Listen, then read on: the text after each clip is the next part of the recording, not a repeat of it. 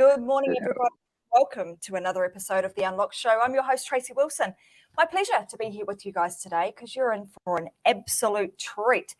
If you've tuned in to any of the shows in the past on The Unlocked Show with me, you'll know that the guests that I have are world-class and they come to us sharing all of their information from a very knowing place. And I'm going to tell you that today's guest is no exception.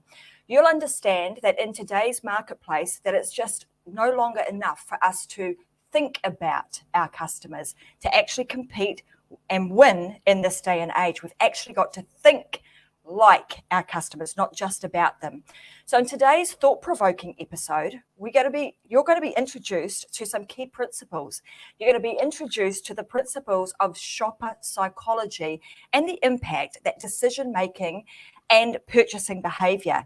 And the person that I've brought to today's show to do that is the amazing Dr. Chris Gray. He's got a background in retail. He's got an extensive background and real world experience in this particular industry. I'm going to say he's got a real knack for being able to translate really complex psychological concepts and being able to bring all of those together and present them to you in a very useful and actionable ways so that you can go away and implement them into your business, understand and think like your customer in a completely different way that not only is going to bring you closer to that customer and understanding who they are, but also enable you to bring a whole lot more of the type of customers you want into your world. He's worked with some amazing brands like Coca-Cola, Nestle, PepsiCo, Walmart, and a bunch of others. The list is enormous. So I want you guys to really tune in today, really listen to what he's talking about, because I can assure you that what he's going to share with you today is world-class, and it has the capacity to really be able to change the way that you think about your customers and change your business. So please stay tuned as we unlock these strategies and we share with you exactly how you can implement them into your business, enabling you to attract, engage, and motivate customers, not just to come and say hello, but to actually click the button and buy now. So welcome to the show, Chris. It's absolutely fabulous to have you here. Thank you so much, Tracy. I know we've both been anticipating this for a while, and I'm so excited to be here. And by the way, am I blushing? Because that introduction was awesome, and I feel like I'm blushing right now. So, oh well, that's okay. You totally can take it all. It's it's well deserved because the experience that you've got and the background and the work that you've done in this industry is absolutely world class. So I'm really pleased to have you here. Thank you. So I'm really interested to know, for our viewers, how did you even get into this? Because I know, your background in retail has kind of led you down this path to be doing what you're doing now. So just enlighten us a little bit more, give us some background on what it was that brought you to this, and what specifically are you doing right now that is having the biggest impact on people's lives? Well, it's funny you asked it. I think that there are two questions that I get the most frequently. And the first is, how did you get from being a psychologist to working in marketing and retail? Like, how did that happen? And the other one I'll tell you about later. But for me, I grew up in retail. So my parents, when I was 4 years old, they bought a furniture business. My dad was a school teacher. My mother had been a homemaker. And they were 24 years old and they started a business. And so I literally grew up in this amazingly beautiful building. If you go to my website, you'll see pictures of it. It's just, I feel so privileged to have grown up in not only in a beautiful building that was, it's 4 stories. It was an old theater. It was just a fun place to hang out as a kid. But also to see firsthand how my parents really took the time and effort to understand people first and foremost.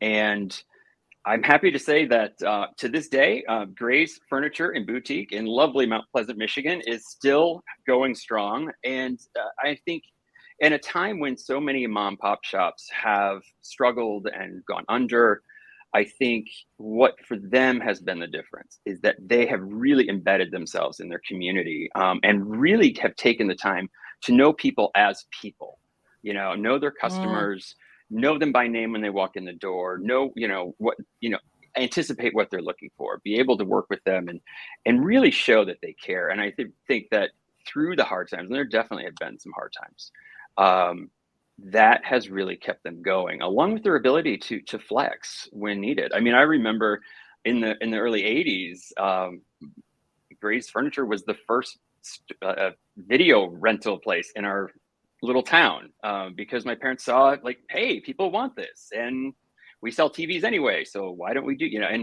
and so for a period of like 10 years, they rented VCR tapes, and so they were just I think today we'd say agile, Mm. but really based in like understanding their customer and what they needed. And so that's really kind of my background of how I grew up. And then I kind of tried to get away from that a little bit, and decided to go into psychology, and got an undergraduate degree, and then went to college and grad school, and achieved my doctorate in psychology. But I realized kind of along the way that I didn't love being a therapist. And so I had to figure out, like, okay, now what do I do? But I was fortunate enough to have some mentors that really kind of took me under their wing and helped me see, like, what you've developed with this knowledge has been, it will be so important for you in whatever field you want to go into. And around that time, I led my first focus group and fell in love with that. And what I love about it is that I get to spend time with people. I get to time. I've been a qualitative researcher for 25 years, as well as a strategist. And I just love being able to spend time with people and understand their world, because I find it infinitely fascinating. But I also know that it is really key to success for my clients. And so really understanding people at the level of people, not just as customers, but what's going on in their lives, what matters to them, because those are the things that are going to draw people in to your solutions, your ideas, is how relevant they are, how meaningful they are, not just when they walk in the door or they go onto your website, but in their lives, what matters to them. Mm. Well, I mean, having the privilege of being able to grow up with parents as you did, that you had the opportunity to be able to see them in real time, be agile and be innovative and think about and look for gaps in the market. And it's interesting because, that little story that you've just told absolutely showed that you've emulated what they did. Okay, well, I'm here, I'm not really liking what I'm doing right now, but how do I kind of use my background and be a little bit agile and meld a couple of worlds together to get where you are today? And I think that creates something quite special in somebody when they're able to do that and not just be a one-trick wonder, but actually really thinking about what's going on and how do I meld these two together. Yeah. So when I know that you've done, when we think about some of the amazing companies that you've done some work with over time, you're talking the likes of the Coca-Colas and PepsiCo and Walmart and the like. And I know that some time ago, and we're going back a little while, but you did a bit of an experiment and you took a bunch of people out on a bit of a shopping expedition. And I think, from what I've read, that was really to try and almost like observe what's going on here. What are the buyer behaviors? And so do you want to just give us a little bit of, give us some context around that, and why did you do that, and what did you actually see and find? Yeah, thank you for that. It honestly was one of the pinnacles of my career. Many years ago, probably 2003 or 2004, that time period, I was challenged with some clients, big name clients that were coming in. Their C-level folks were coming in to visit our agency, and this is right at the very beginnings of what would become shopper marketing. So looking very strategically at retail, and they said to us, "We're going to give you one day to prove to us that we should care about this. That really looking at retail more strategically will make a difference for us, or that somehow that's going to make a difference in our business." And I forget, our CEO said, "Oh yeah, great, we'll do it. Chris, you got it." I'm like, okay, here we go. And I think this is actually comes to one of the principles that I love to share is that experience is undeniable. It's one thing to talk about situations or people or a shopping experience, for example. It's another thing altogether to put yourself literally in the position of someone who is your customer profile and try to make ends meet. And that's what this was about. And so what we did is we created several shopper profiles, and we had the clients, they would open up their package, and they were in teams of 3 or so, so that it forced them to have to discuss these decisions, not just have them internally. And they received the profile, a shopping list of about 8 to 10 items, and actual cash money for their budget. And we took them to the store, and they actually had to execute the shopping list based on their profile, and then come back and present to us what they purchased, what decisions they had to make, what was challenging, what was difficult, where they had to make substitutions, because we made sure that some of them did not have all the money they needed to have everything. And so they would have to make some tough choices. And so what we were doing in that situation is instead of, because originally they had said, well, let's just follow some shoppers around. And I just thought that, that'll be interesting, but it won't have the impact of having to struggle with these things yourself. And so we created this, and we called it Shopper Passport. And then probably about, 5 years later, another big company called us up and said, hey, we're having a sales and marketing conference for all of our sales and marketing people around the world. And we want to give you a day. And we've heard about this Shopper Passport that you've created, and we'd love to see if you could make this happen for us. I'm like, okay, yeah, that sounds really interesting. That sounds great. What are we talking about for how many people? They said, oh, it'll be about 700.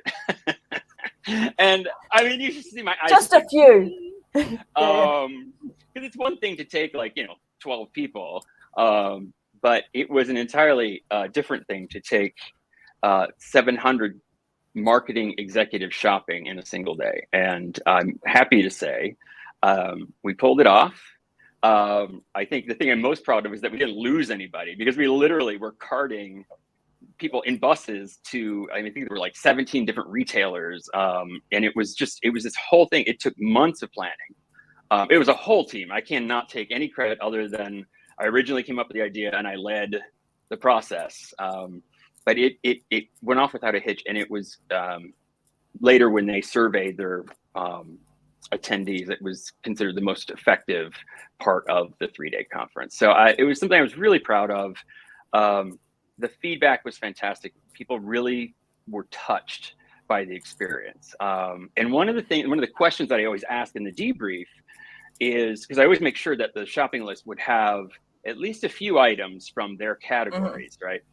And I always will ask, okay, let's be honest here. How many of you bought either a competitive product or a private label product in one of your own categories? And you see people kind of like, and and they talk about why that is. It's because I just couldn't afford our product. I didn't. I had to make some tough choices, and given the needs of my shopper and the situation that they were in, I just couldn't justify it. And so then that really opens up a whole discussion about okay, great, and it's not about shaming anyone or anything. It really is about, okay, what can we take from this, and what can you go back to your office tomorrow and start doing with that information, that experience that you've just had. And it's just been it was a great experience. So when if we try to put this into some context for even those, because a lot of our viewers either have brick and mortar style businesses, or they have some form of online business, and this is relevant regardless, right? Because customers are customers, people are people, right. And the psychological components of all of that are the same. So when with that particular instance, like having the opportunity to take 700 people out in one foul swoop, would provide you with so much like real-time information. What are some of the I suppose some of the myths or some of the things that we think are the ways in which our, the buyer operates compared to what actually happens? Yeah. And how can we think about those, to the advantage of our businesses? Yeah, this is something that I'm really passionate about. I just gave a speech at the Path to Purchase Institute 2 weeks ago on this very subject of consumer myths. And I really want to be clear about why I'm so passionate about it, because I think some of this can get a little provocative, and it can go sideways if I'm not clear about why I think it's important. And it really is about helping people to be able to focus on what's true, what's real, and what's meaningful, so that we can all be effective going forward. There are, in the marketing world, myths get kind of passed around, and suddenly they sound like the truth, and they can end up wasting a lot of time. They can point you in the wrong direction. They can create disconnections with your customers. And so I always think it's important to consistently and continually be updating our information. And so it's something that I spend a lot of time on. I'm actually in the process, very beginning stages of writing a book about myths of consumer psychology. And so I just think it is something that I hope empowers people. It is not meant to be shaming. Some of these I believe myself, and doing a little digging, had to really challenge myself. Like, okay, I've actually used this in a speech before. Now I have to go back and say, okay, no, it wasn't really true. So it's not about shaming. It really is about how can we all continually be updating our maps, our mental maps, so that we are really dealing with reality. But one of them is that consumer psychology is changing rapidly. And like I mentioned, I've been a consumer psychologist for 25 years. I don't think a month has gone by that I haven't seen some blaring headline about shoppers have changed forever, consumers have changed forever, everything's different now, and especially the last couple of years. And there's a lot to talk about that has changed in the last couple of years.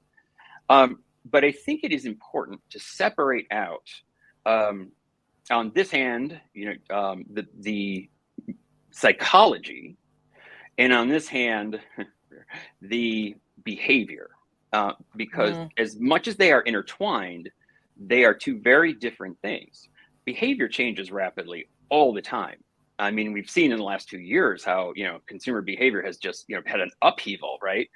Well, and we're still going to see where this all lands. I think this is part of that too, which is, I think some of this is not going to stick as much as people think, some of these new behaviors. But I'll get to that one later. But psychology, how our brains work, our sense of our psyche, our needs, our motivations, those types of things, they're much more stable over time. And so, for example, I could go back to ancient Roman times and talk about why did someone go to the market in ancient Roman times? Well, if we really dig into the underlying psychology of it, it is about feeling prepared, feeling secure that I have what I need for my family, taking care of other people. So there's that connection, that caring, and really just making sure that everyone has what they need on a daily basis to succeed. If we think about today, whether you go to a grocery store or you go online to have your groceries delivered, we talk about, okay, well, what is the underlying motivating factors behind that? You're going to see a lot of the same motivations, right? I mean, it still is about making sure we're prepared and we are secure and we have what we need to be successful, and taking care of other people, et cetera, et cetera. Now, you can obviously say that the way that people shopped in ancient Roman times and the way they shop today are vastly different. In fact, the way that we shopped 5 years ago versus today are often vastly different. But that underlying psychology is much more stable. And I think it's important for people to know this because it gives us an anchor. It gives us a foundation to work from so that we can anticipate challenges and we can respond to them very quickly, because we know that when a change is happening in behavior, we can go back to the foundation of, well, what is it that they're trying to accomplish? and how can I help them do it faster, easier, less expensively, more enjoyably, etc., so that I'm creating a solution that will connect with them and they'll want it. And so I think that if we are just constantly saying, well, we have to have everything new data, new information, yes, I think behavioral data changes very rapidly. We have to stay on top of it because that data-driven mindset is things are going to change very quickly. But if we delve into the psychology, you can look at studies that are 5, 10, 20 years old, and they're still very relevant because they're going at a much deeper level. And we can use that as a foundation to help us respond to our customers' needs much more quickly. And I like that you've made that, that makes a lot of sense to make that level of distinction. And I think about even someone like, the Maslow hierarchy of needs and, and a lot of what you've just talked about there. I mean, that's a pretty, I can't remember how old it is, but it's pretty old. Yeah. It's pretty old, right? And it's the same stuff. So it's like, these are the foundational things. These are psychologically the things that we as humans want and need that make us feel secure, prepared, connected, loved, all of those sorts of things. And then layering on top of that, now let's understand the actual behaviors that people are displaying based on, and I suppose the behaviors actually change based on a lot of factors, right? Economy, what's going on around the world, Absolutely. their internal, external kind of pulls that people are going through. That's the flexible piece of the puzzle that moves all the time, but yet the psychology piece tends to remain, as you say, relatively stable, regardless of what's going on.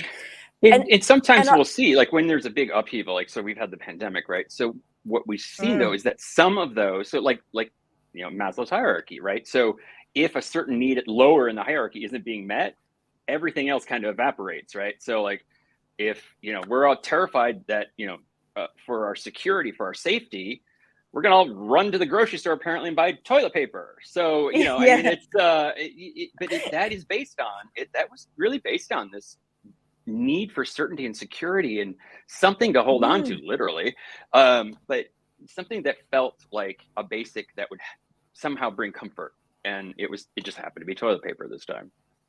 And isn't that, I mean, that to me was just such a fascinating behavioral, change for people to make something. And, we made a lot of fun about it. Oh, everyone's going crazy about toilet paper. But, when you really, like you say, you pull back the curtain on this and you're looking at like, what is the underlying driving factor to this? And it all comes back to the need to feel secure, the need for us to feel, some level of cleanliness, because that then gives us a level of comfort and security. So it's really actually quite fascinating. It does when you really look get at it. Yeah. And I'll give you an example. I want to just give you a quick example of, I think, a marketing campaign that was based on an insight that is ages old, but was extremely successful. And so I'll start with the insight was something around, and I'm kind of reverse engineering this myself. I'm not exactly sure what their insight was, but it must have been something around the idea of identity and how important your identity is. And it is something that we spend a lot of time sort of making sure that thinking about how we come across to others, thinking about our identity. People like to talk about themselves. Here I am, and so, but that you could say that's centuries old, right? I mean, that's not something brand new. And yet Coca-Cola a few years ago, they did the Share a Coke campaign, where all they did was put names on the cans, and it started in Australia, and it became a worldwide phenomenon. It was one of the most successful marketing campaigns in history, based on an ages-old insight, but putting a modern, relevant twist on it. And I think that I always get my eye twitches a little bit when I hear clients that we have to have new insights. We have to have new insights, and I think, well, no, we have to have new data. I get that. Data has to be refreshed frequently. Insights go deeper. And when you really hit an in-depth, meaningful insight, it has a shelf life of can be decades. I mean, that's a fantastic example of, a major company using that age-old, we want to feel like we're important. My name's on something. I mean, they do say that, psychologically, when we see our name on something, you have that instant connection to it. So, I mean, using that, I'm going to say bloody smart, Right. for a company, right, to go down that path. What are some of, when, from a sales and marketing perspective, when we sort of overlay the psychological pieces to this, what are some of the insights that you've got that you think that every kind of sales and marketing leader should really know about? Like, what are the stuff that is like, I've seen this, and if you don't know about it, you're kind of living under a rock, or you're missing a lot of stuff. Yeah, I think, a lot of these I focus around emotion, because I think there's a lot of, I think emotion is talked a lot about, but I think it is utilized inconsistently at best. But I think there's so much power in emotion. And so I spend a lot of time researching and talking about emotion. One of those is that it's important to know that emotional reactions or emotional responses are inevitable. We as human beings were wired to respond to things emotionally, and we respond to them extremely quickly. We can respond to emotionally to a situation multitudes of times faster than we can process it cognitively. And so that's like, sometimes you'll get a gut feeling and you're not sure why. Well, often it's because you're having an emotional reaction to something that you haven't processed yet. And I mean, I think I can't remember the exact number, but it's like 0.3 microseconds, or I think it's even less than that. But it is extremely fast how we respond to things, and it is inevitable. There is no such thing as an emotionally neutral experience. We are just wired that way to go one way or the other. And so I often hear marketers kind of talking about emotion in sort of derogatory terms, or thinking of it as soft skills or being fluffy. There's nothing that could be further from the truth on this. When you are able to understand and harness the power of emotion, it is, you can't miss it. I mean, going back to the Coca-Cola example, I mean, it's very emotional to see your name on something, right? You feel ownership, you feel excited, and it's an emotional connection. And so what I say to clients is, look, your customer is going to engage emotionally with your brand, your product, your advertising, whatever it is, one way or the other. It's just a matter of how strategic you're going to be about it. Are you just going to leave it to chance, or are you going to be strategic in the way that you think about what is the emotion that we want to be connected to? And then how do we sort of backtrack and create the steps to get there with our customer? If you don't do that, then you really are leaving a lot of things to chance. And you see a lot of times there are reactions that were unanticipated, or they just didn't think about. And it's like, well, if we had spent some time being strategic about the kinds of emotional responses you're looking for, that could be very useful. It's interesting in this sense, in that taking the time to really think about this from an emotional standpoint. Like, we started this whole show off in terms of, like, not just knowing about your customer, but actually really understanding them at a personal a person level. And we are emotional beings. We are, and like you say, we flip our emotions on within a split second.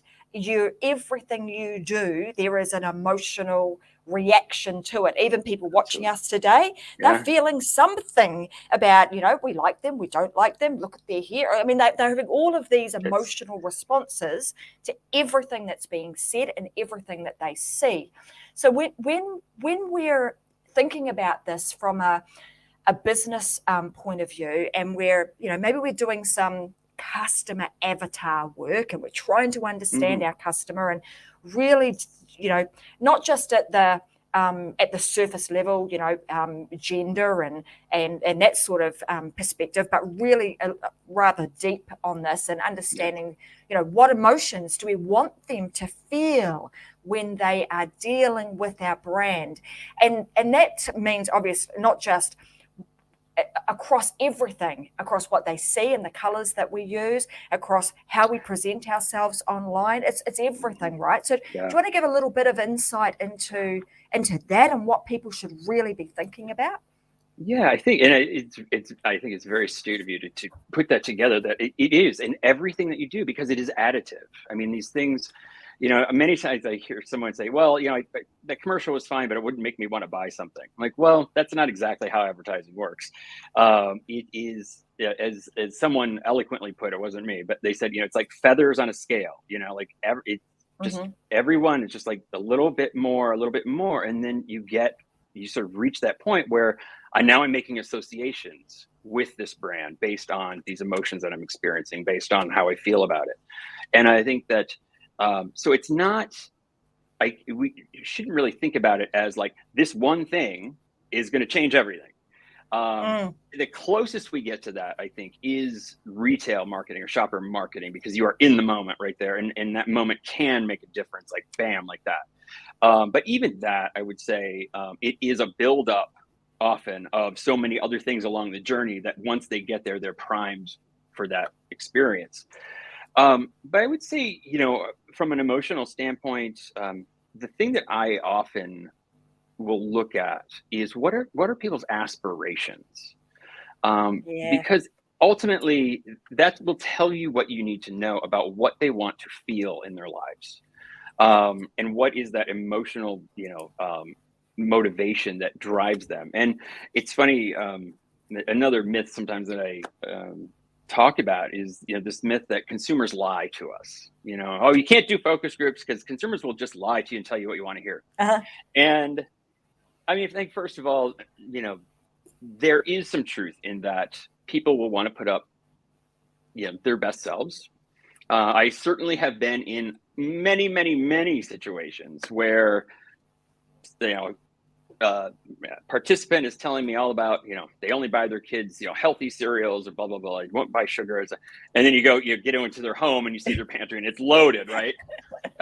Fruit Loops galore, huh? Exactly, right. But for me, what I would say is that is gold, because what they have just let you in on is where they feel like they're falling short and where they need help. And so it instantly have an avenue to how I can start adding value for this person. How can I help them bridge that gap that they're feeling? At first, I have to understand, what is this? It's not just that they're lying to me.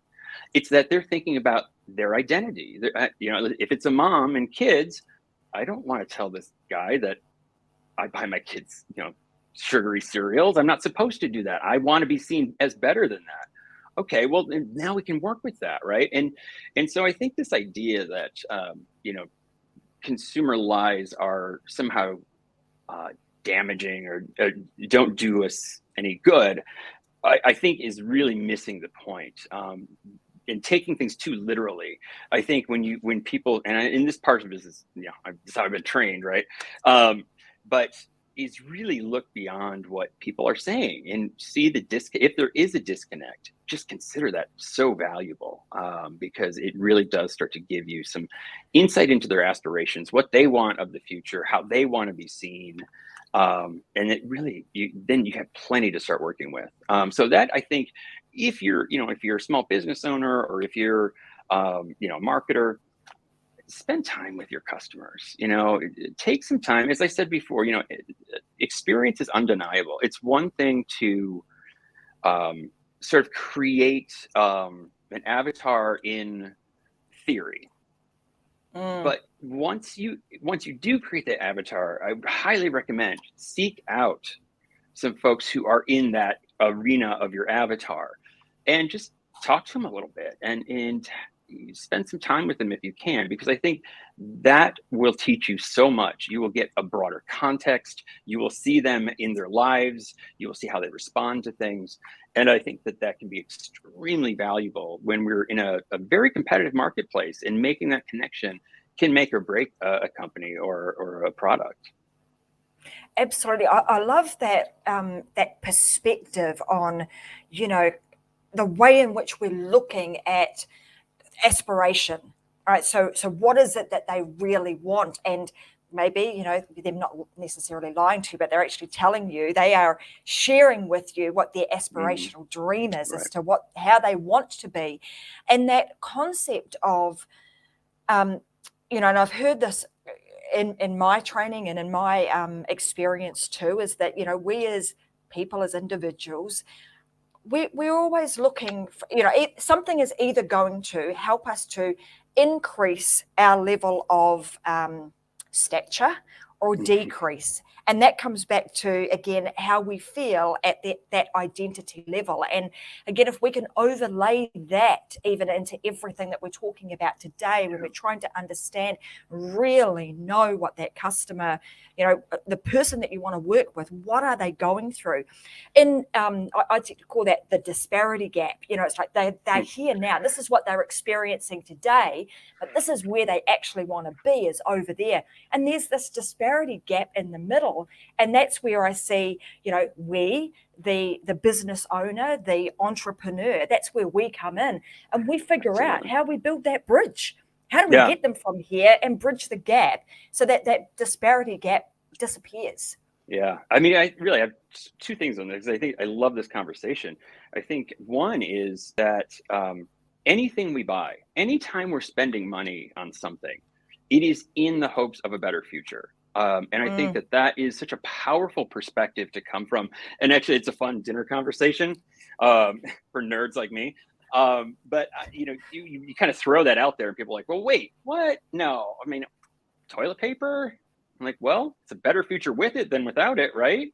So, you have to think about these things in degrees, but everything we buy in the hopes of it somehow enhancing or keeping our future from getting worse.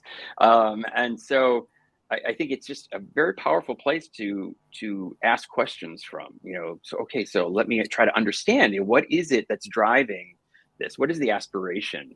And how can we help provide that? And that's such a powerful place to come from. The other thing I think is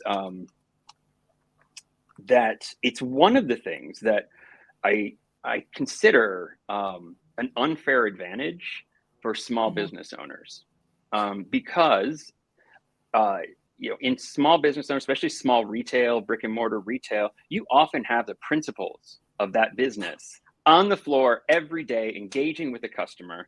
And so they are getting that firsthand knowledge of what's being said, what's being asked for. And I think what happens is companies grow, they become further and further separated from the customer, and that creates some challenges. And so if you're a small company, I say, get in there, talk to your customers. If you're a very large company, I say, talk to your salespeople, talk to your cashiers, because they're the ones who are going to have all the insight about what's really going on, right? And so I think, again, it comes back to just continually asking questions, being curious. It's one of the things that I tell a story all the time, and I'll keep it really short for this because I've already told a bunch of stories. But my first day of graduate school to be a psychologist, the professor told us, "You'll never understand people." Like, what? I just paid my tuition here. What's going on, right? I paid to understand people, and you're telling me I'm even with this, I'm not going to. Yeah, exactly. And the thing, and it took me, honestly, I started to get it once he started to explain it, but it wasn't until years later where it really started hitting home for me. And now it's something, if you've ever seen me speak, you've probably seen me tell the story because it has had such an impact on my life.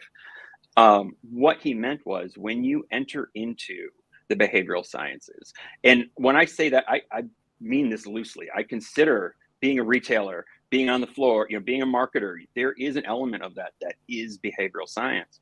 But when you enter into that field, you have to accept that there is no finish line.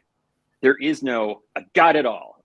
Because the minute that you think you've got people figured out, that's when you start developing blind spots. that's when you start having biases that go unchallenged, and those can lead to disastrous effects if not checked. And so really his point was, the better you can accept that, the better you will be at understanding people. It's sort of a paradox, but it really has just influenced my life to such a degree. And it's so I tell people, just stay curious, because as soon as you think you haven't figured out, you're in for a world of hurt. So his message clearly was, today you are a student of understanding people, and you are forever going to be a student of, of trying to understand people, because you will never understand them. You've just got to keep exploring, keep being curious, and just keep going. So I know that you've got like this proven step-by-step process that really does help approach the influencing of customers, because and I'm the whole manipulation, and I'm going to influence people and manipulate them down a path to get them to it can be a really gross and feel horrible. But I know you've got a really lovely process that helps people to do that without having to feel gross or yucky about it. Do you want to share with us what that process is? Yeah, absolutely. So it's funny, because when we started, I said the question about how I got here was one of the two biggest questions I get. The second one is, aren't you just tricking people into buying stuff they don't want? And so my reaction to that is, well, you can do that. I wouldn't recommend it because it's just not a good long-term strategy. As marketers today, we are sophisticated enough that we can get anyone to buy something once, but that's not sustainable over time. I mean, because what happens is someone buys your product and they feel taken, or they feel like they've been coerced. The psychological response to coercion is resistance. And if it continues, it becomes frustration, it becomes anger, and it becomes avoidance. And if you're a brand and that's how your customers responding to you, you're in a lot of trouble. So what I say is, look, you can, but anytime I hear someone talking about, psychology tricks to use on your customers, I just think, oh boy, there's some hard lessons coming ahead for that person.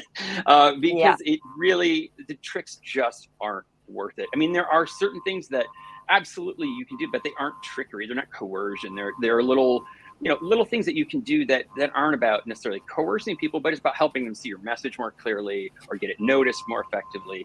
That's one thing. But to trick people into buying something, I just cannot abide it. For me, as a person, but also as someone who's been in marketing for 25 years, and I just know it does not work over time. So to address that, I have, to your question, I have created a process. It's called 6.5 steps to influencing behavior without feeling gross. And we've talked about a number of the things. So step number 1 is build your empathy. And so that really is about, the things that we've spoken about. How do you start to really understand and think like your customer, not just about them, and develop an empathic understanding? Like, put yourself in their shoes, talk to them, be in their world, so that you can really experience it. I also teach something called bracketing. Bracketing is just a process. I didn't make it up. It's something in psychology. It's when you're becoming a clinician that you learn, which is, you have to become very aware of your own biases, your own perspectives, because those will be lenses through which you see the world.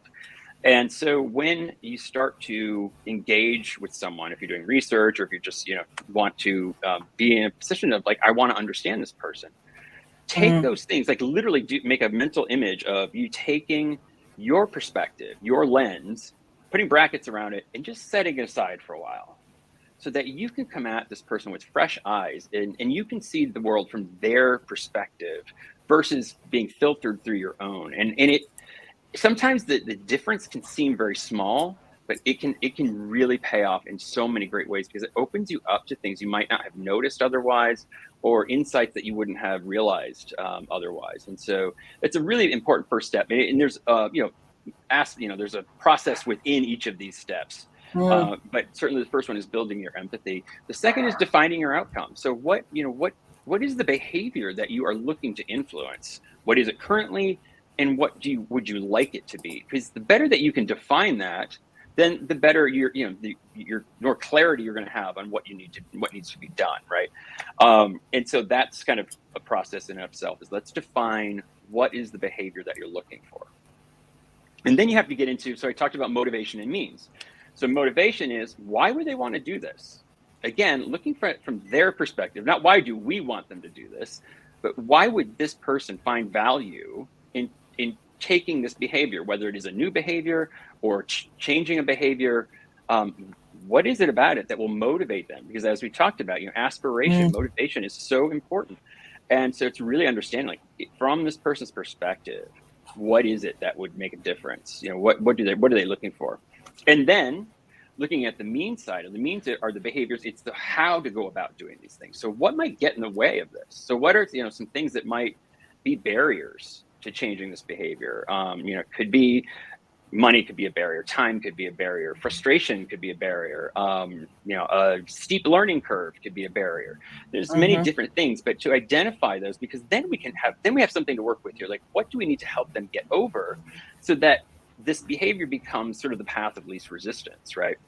And then from there, really, then you start to get into your strategies. So you identify, if you know the motivations, if you know the potential barriers, then we can start to strategize. How do we go about overcoming the barriers, tapping into the motivations in a way that is going to really work within whatever scenario we're talking? And then you need to understand receptivity. Where are they going to be receptive to our messaging or our influence? And so, as someone goes about their day, their receptivity to messaging, to advertising, to marketing, it fluctuates throughout the day, as well as by what's relevant and what's not relevant to them. So again, this kind of loops back to the empathy, right? And if we know, if we understand this person as a person, we know what motivates them, we know what might get in the way, it helps us to understand when are they going to be most receptive to our message, and what kind of messaging are they going to be receptive to. And then lastly, the half, my 6.5, this is the half, is the tactics. And this is where I feel like kind of hand off to my customer, because they know their business better than I do. I can help them with the strategy. I can help get into the tactics and kind of do some editing with them, some brainstorming, but they know their business far better than I ever will. And so this is where I kind of consider a handoff, where we're working together at this point, but it is equally as much them as it is me. And it kind of starts to take you down this path where there's nothing about this that's meant to be manipulative. It really is about looking at people in their own context, in their own scenario, in their lives. And when I think about all those steps that you've just worked through, it is coming at it with a level of real empathy towards those that you are here to serve and to help. And when you look at it through that lens, it could be an absolute game changer, because no longer are you sort of looking at things from what is the best for me. It's a win-win-win situation, which absolutely. is always best for everybody, right? Absolutely. And I think the more that you can create those win-win-win situations, I mean, the better. Again, so like, I've worked in shopper marketing for decades, and so I know that I can work with a brand and have the best idea ever, but if the retailer's like not going to help us at all, then it's dead, right? And you spend all the time doing that. So I know how important it is. You have to have a good story. You have to be able to explain why this is going to be good for everyone. It just really is important. And empathy, I really believe, is a superpower. Not everybody has the same capacity for empathy, but everyone, I think, can develop it more. And, unless you're sort of clinically having a situation where you're a sociopath or something. But for the most part, all of us can develop empathy as a skill. Absolutely. Look, this has been a really fantastic conversation. Like you said, I mean, this kind of sales, marketing, psychology side of stuff is really interesting and fascinating to me. So I could talk about this, all day, really. But given we've got to bring this show to an end at some point, I want to make sure that people have got some way of being able to continue to have a conversation with you. Because like me, Absolutely. there's probably other people that are interested in this, could listen to this sort of thing on the regular, where is the best place for people to go to continue a relationship with you? Where should they go to? You can go to my website. So it's thebichologist.com. Let me put that in. Sure. UYCOLOGIST.com. Yeah, that's correct. I spelled that right. Beautiful. Excellent. And then my email is chris.gray, and it's GRAY, at thebichologist.com. You can find me also on Facebook and on LinkedIn as well. And so the Bichologist, there's not many of us. There's a million Chris Grays out there, but I think there's only one Bichologist. So there's only one real Bichologist, right? Right. The real Chris Gray. Go to the Bichologist. Well, guys, go and head on over to Chris's website. You can continue to have a conversation with him. As I've said, Absolutely. He's worked with some major companies, big companies, small companies, and also just, entrepreneurs. So if you want to explore this more, he's got multiple programs available. Obviously, you can have a very approachable guy. You can have a conversation with him. I'm sure he'd have no problem in doing that. So just head on over there and make sure you're able to continue the conversation. This has been a fantastic episode. I've really enjoyed this. As you guys know, for those of you that have been watching, I want to just say thank you very much for being a viewer and someone that tunes into the Unlocked Show on the regular. You know that we have some fantastic guests. We're going to continue to do that throughout.